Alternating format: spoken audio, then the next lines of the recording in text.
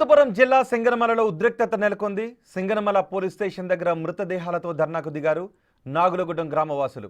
గ్రామ శివార్లో పేకాట స్థావరాలపై పోలీసులు దాడి చేశారు. రామకృష్ణ అనే వ్యక్తి పేకాట ఆడుతూ పోలీసులకు పట్టుబడ్డాడు. ఇవాళ పోలీస్ స్టేషన్కు పిలిచి విచక్షణారహితంగా కొట్టారు అని రామకృష్ణ బంధువులు ఆరోపిస్తున్నారు. పోలీసులు కొట్టడం వల్లే రామకృష్ణ మృతి చెందాడు అంటూ మృతదేహంతో పోలీస్ స్టేషన్ ముందు ఆందోళన చేపట్టారు. రామకృష్ణ మృతికి కారణమైన పోలీసులపై చర్యలు తీసుకోవాలని ఉన్నతాధికారులను డిమాండ్ చేశారు మృతుడి కుటుంబ సభ్యులు.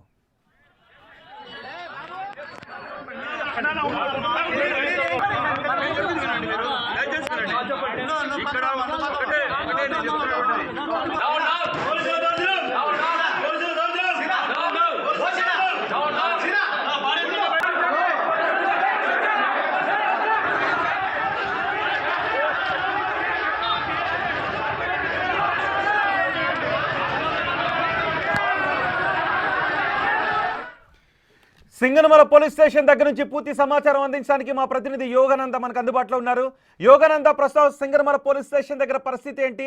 అసలు అతని మరణానికి కారణం ఏంటని చెబుతున్నారు? ఉన్నతాధికారులు ఏమన్నా రెస్పాండ్ అవుతున్నారా దీనిపైన? రోహిత్, అనంతపురం జిల్లా సింగనమల మండలం సింగనమల పోలీస్ స్టేషన్ వద్ద తీవ్ర ఉద్రిక్తత నెలకొంది.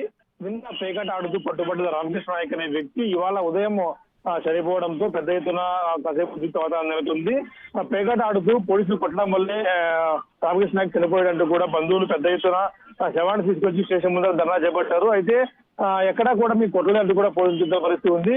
కేవలం భయపడి అయితే రామకృష్ణ నాయక్ హార్ట్ అటాక్ వచ్చిందంటూ కూడా చెప్తున్న పరిస్థితి ఉంది. దీంతోనే చనిపోయి ఉండొచ్చు అంటూ కూడా పోలీసులు అనుమానం వ్యక్తం చేస్తూ ఉన్నారు. అయితే